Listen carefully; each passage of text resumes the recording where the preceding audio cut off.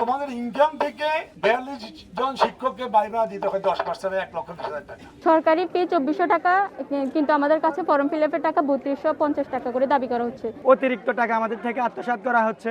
আমাদের শেষ দাবি হচ্ছে আমাদের শিক্ষা ব্যবস্থার উপরে দুর্নীতি চলতেছে। কারো কাছ থেকে যদি আমি 1800 নিই, কারো কাছ থেকে আবার 1000 নিব।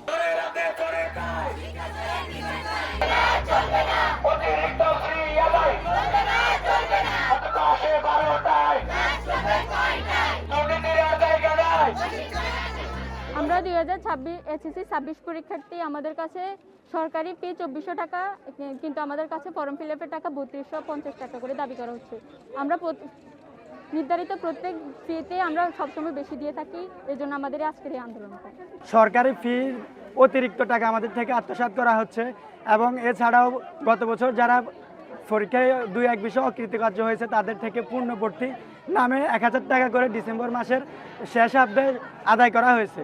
এখন ফর্ম ফিল আপ করার আসার সময় সকলের কাছ থেকে গত বছর যারা 2-1 বিষয় খারাপ করছে তাদের থেকে তাদের সরকারি ফি হচ্ছে 1 বিষয় 900, 2 বিষয় 1100, কিন্তু 1 বিষয় যারা খারাপ করছে তাদের থেকে নিচ্ছে 1800 টাকা, আর যারা 2 বিষয় খারাপ করছে তাদের থেকে নেওয়া হচ্ছে 2000 টাকা।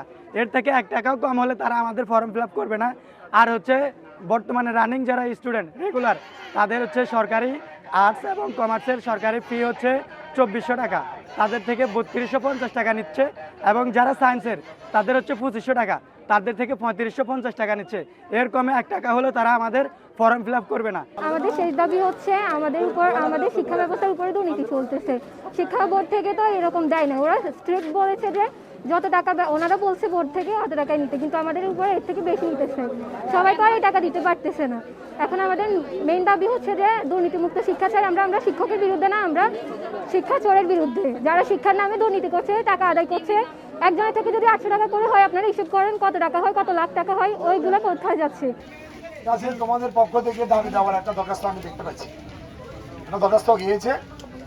সেই দরখাস্ত আলোকে তোমাদের যে দাবি, যে ক্ষোভটার কথা বহিঃপ্রকাশ এখানে করার জন্য তোমরা আসছো। আমি বুঝেছি যে এই ধরনের একটা উদ্বুদ্ধ পরিস্থিতিতে আমার দায়িত্ব হচ্ছে তোমাদের সাথে সমন্বয় করা। তোমাদের সাথে সমন্বয় করা হচ্ছে যে 1 বিষয় এবং 2 বিষয়, যেসব ছাত্রছাত্রীর পরীক্ষার ফিস বেশি নেওয়া হয়েছে সেখানে যদি কোনো অনিয়ম হয়ে থাকে, সেই অনিয়মটা আমি আমার governing body member Helal Uddin এবং অ্যাডভোকেট শফিকুল্লাহ সুমন এবং আমার শিক্ষক প্রতিনিধি বেলাল ভুট্টু আর আমাদের সভাপতি হচ্ছে ইউনো মহোদয়, এটা সমন্বয় করে সমাধান দিয়ে দিব। যদি সৈকত কলেজ, সরকারি কলেজ যদি 1500 টাকা নেই এক সাবজেক্টে, ওদের সরকারি বরাদ্দ অনেক। আর তোমাদের ইনকাম থেকে আমরা 42 জন শিক্ষককে ভাড়া দিতে হয় 10%, 1,20,000 টাকা।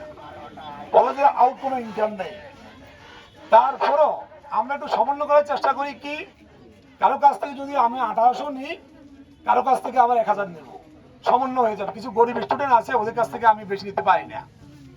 এখন তোমাদের দাবির সাথে তাল মিলিয়ে সরকার নির্ধারিত ফি পার্শ্ববর্তী তোমরা যে দাবিগুলো জানিয়েছ, সেই দাবিগুলোর সাথে আমি একমত পোষণ করছি। আমি তোমাদেরকে কথা দিলাম যে সরকারি কলেজ বা বেসরকারি college, Sonapur college, Barua college, public college, Bangla college, এই কলেজগুলা যে পরিমাণ টাকা নিয়েছে সেই পরিমাণ টাকা চট্টগ্রাম কলেজ নিবে, আমি আশ্বস্ত করলাম।